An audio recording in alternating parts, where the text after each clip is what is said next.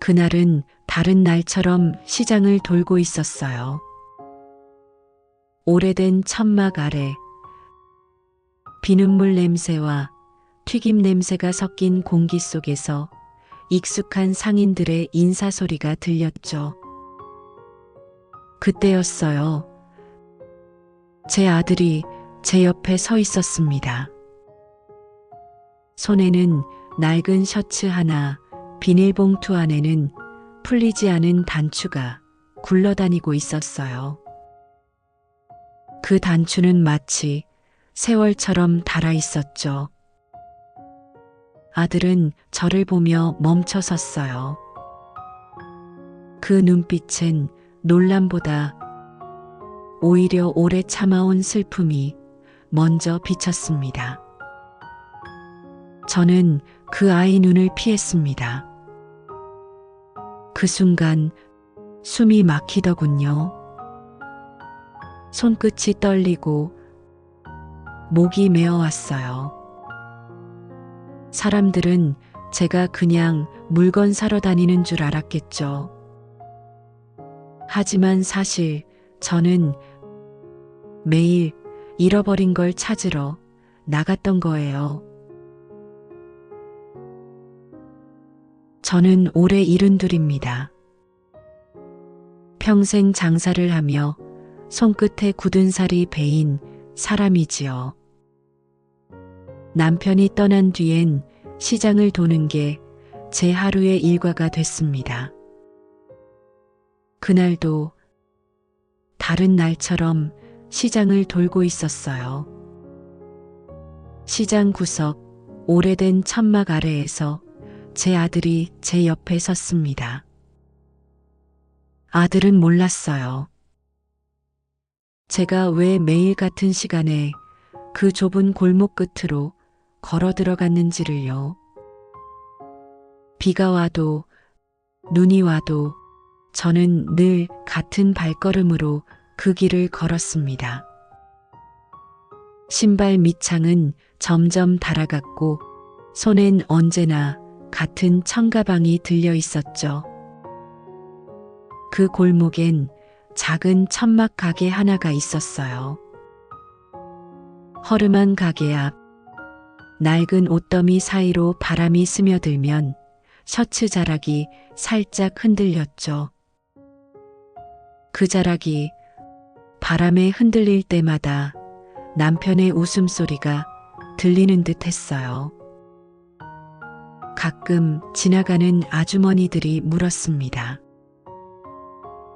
어디 찾으세요? 저는 그저 웃으며 말했죠.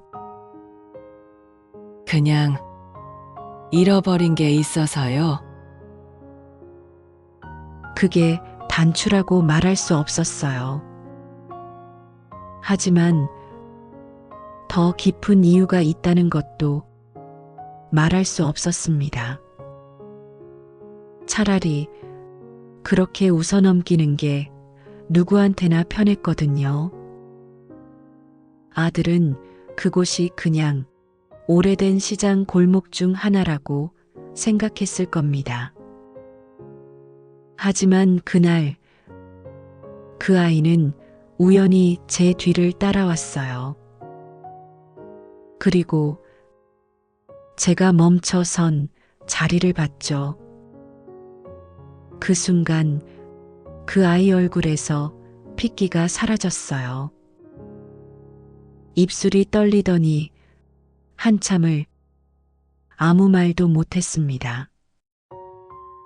가족은요, 같이 사는 사람이 아니라 끝까지 기다려주는 사람입니다. 말 한마디 없이도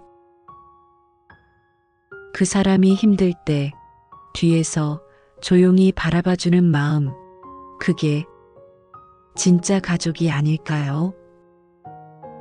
제 남편은 그런 사람이었습니다.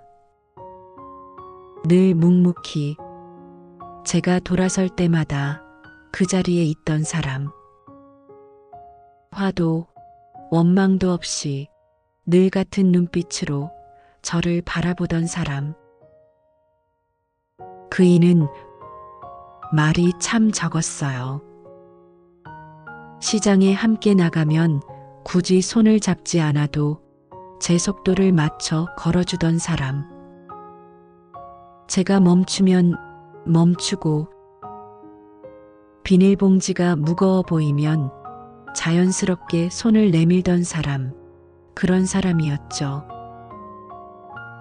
그런데 그 사람은 떠났고 남은 건 셔츠 하나뿐이었습니다. 그 셔츠는 늘 세탁소 냄새가 났어요.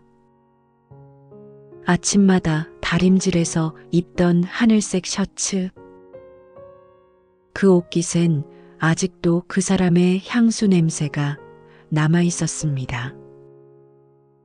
남편이 돌아가신 지 3개월쯤 됐을 때였어요.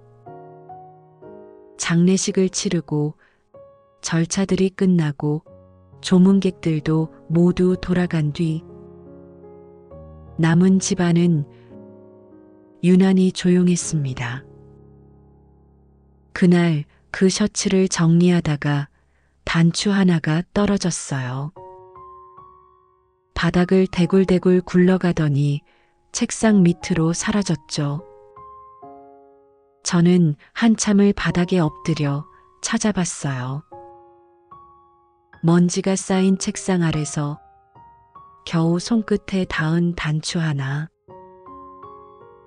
그 작은 조각을 손에 쥐는 순간 왠지 모르게 눈물이 흘렀습니다. 그날 이후 저는 단추를 찾기 시작했습니다.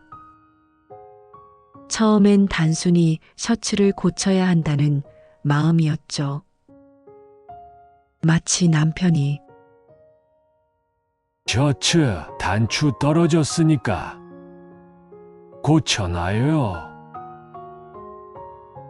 그렇게 말하는 것 같았거든요. 하지만 시간이 지날수록 그건 단추가 아니라 그 사람의 온기를 찾는 일이 되어 있었습니다. 아니, 더 정확히 말하면 제가 아직 아내이고 어머니이고 이 세상에 필요한 사람이라는 증거를 찾는 일이었어요. 그 사람은 떠나기 전날 밤 제게 말했어요. 혹시 내가 없더라도 매일 아침엔 꼭 나가요. 그게 당신한테 좋을 거야. 그땐 몰랐죠. 그 말이 마지막 인사가 될 줄은요. 지금 생각해보니 그 말은 제가 혼자 남겨질 때를 대비한 당부였던 것 같아요. 마치 남편이 모든 걸 미리 알고 있었던 것처럼요. 그날 이후로 저는 시장을 떠올릴 때마다 그 사람의 목소리를 들었습니다. 시장에 가면 사람 냄새가 나잖아요. 혼자 있어도 외롭지 않아요. 밖에 나가서 햇살을 받아요. 그게 약이야. 그 말들이 자꾸 떠올라서 저는 매일 시장으로 나갔습니다.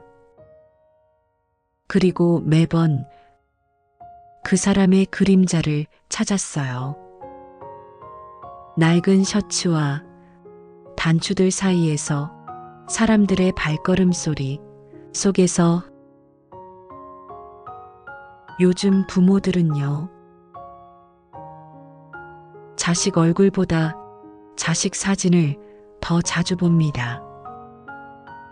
밥상 위엔 김이 피어나는데 그의 밥그릇은 비어 있고 휴대폰 화면 속엔 멀리서 웃고 있는 그의 얼굴이 켜져 있죠. 잘 살고 있구나. 그 한마디를 속삭이며 혼잣말처럼 미소를 지어봅니다. 그걸로 하루를 버텨요. 그게 부모예요. 저도 그랬어요. 괜찮다. 괜찮다. 입으로는 늘 그렇게 말했죠. 아들한테도, 친구한테도, 거울 속의 나 자신한테도. 하지만 속으론 매일 밤 같은 질문이 떠올랐습니다. 내 아들이 과연 나 때문에 마음이 편할까? 내가 아직 그 애의 엄마일까? 아니면 그냥 짐이 아닐까? 휴대폰 불빛이 꺼지고 나면 방 안은 고요한데 그 조용함 속에서 가슴이 더 시끄러워졌어요. 마치 바다 밑에서 들리는 파도 소리처럼 말이에요. 그래서 저는 시장에 나가기 시작했습니다. 집에만 있으면 생각이 너무 많아지니까요. 남편이 갈 길을 미루고 아들이 연락할 이유를 만들고 있을 것 같은 생각이 들었거든요. 시장 소음이 그나마 사람 사는 소리 같아서 그 사이에 있으면 마음이 조금은 덜 외로웠어요. 물건을 흥정하는 소리, 주전자에서 피어오르는 김 냄새, 아이들이 뛰어다니는 발소리, 그 모든 게 제겐 위로였어요. 남편이 세상을 떠난 뒤 유일하게 남은 건 그의 셔츠 한 벌. 하루는 그 셔츠를 정리하다가 단추 하나가 떨어진 걸 알았어요. 그 작은 단추 하나를 찾겠다고 저는 그날부터 매일 시장을 돌았습니다. 처음엔 정말로 단추를 찾으러 다니는 것 같았죠.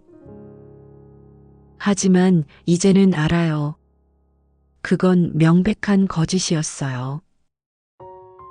저는 남편을 찾고 있었고, 내 존재 이유를 찾고 있었고, 내가 여전히 누군가에게 필요한 사람이라는 증거를 찾고 있었던 거예요. 그날 아들은 우연히 제 뒤를 따라왔어요. 나중에 들었는데 처음엔 그냥 제가 심심해서 시장을 도는 줄 알았대요. 엄마가 혼자라서 외로운가 보다. 그 정도로만 생각했답니다.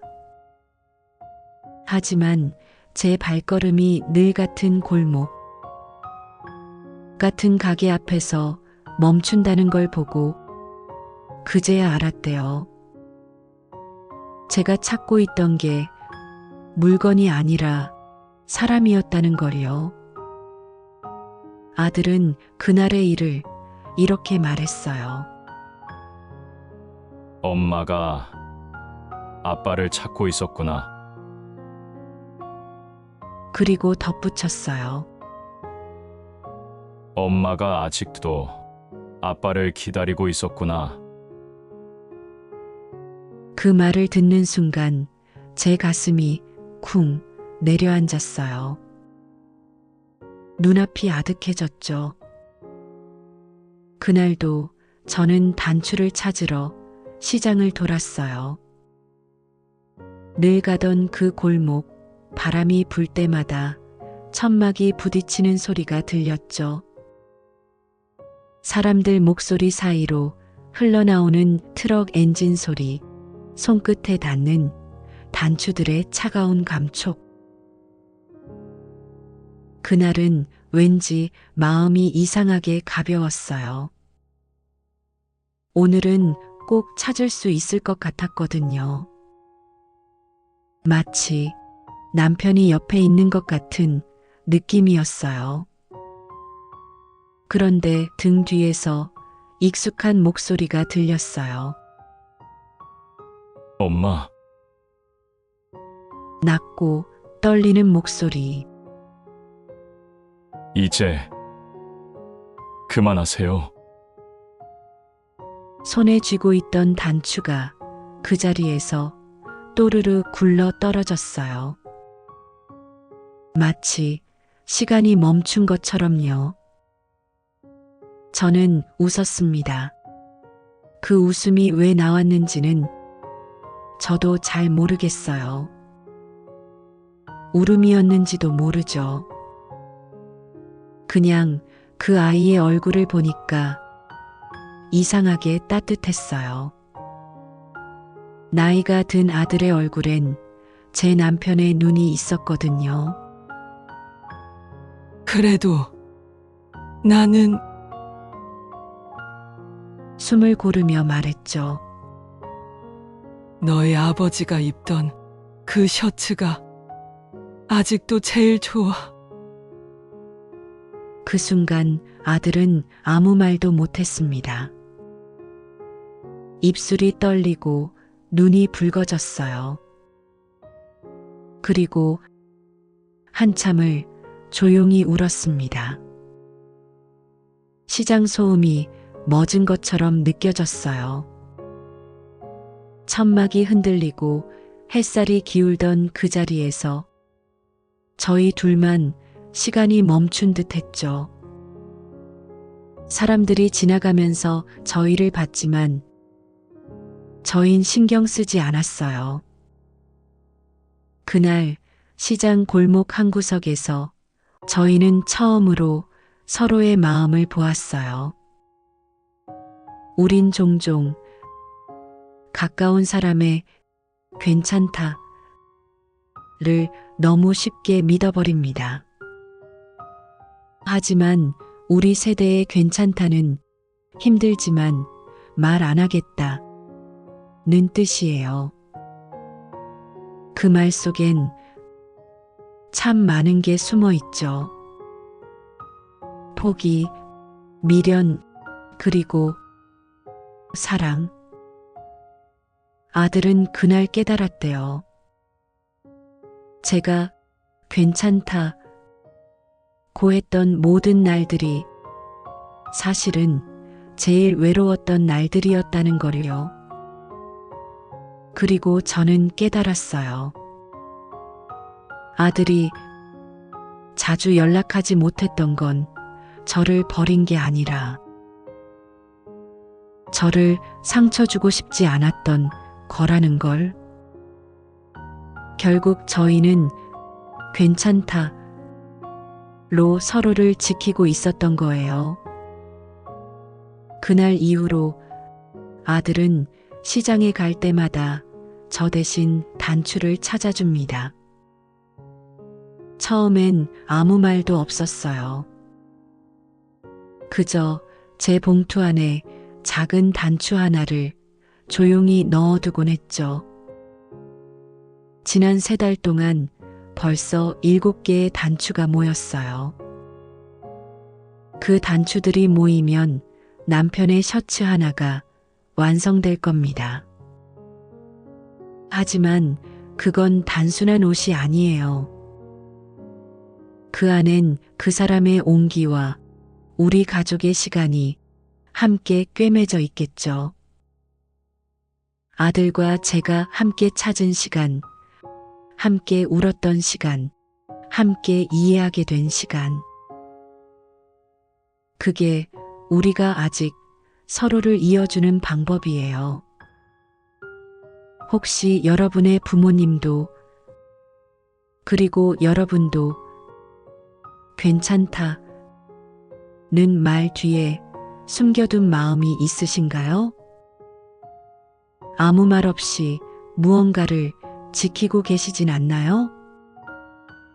댓글로 여러분의 이야기를 들려주세요. 작은 공감이 누군가에게 큰 위로가 될지도 모릅니다. 어딘가 자주 가신다면 그 이유를 한 번만 물어봐 주세요. 괜찮다. 괜찮다. 고 말하면서 혼자 삼키고 있을지도 몰라요. 그 안엔 아마도 사랑이 있을 겁니다. 오늘도 끝까지 제 이야기를 들어주셔서 감사합니다. 여러분의 작은 관심 하나하나가 저에게는 큰 위로가 됩니다. 이 이야기가 마음에 닿았다면 좋아요와 구독, 그리고 알림 설정 부탁드릴게요.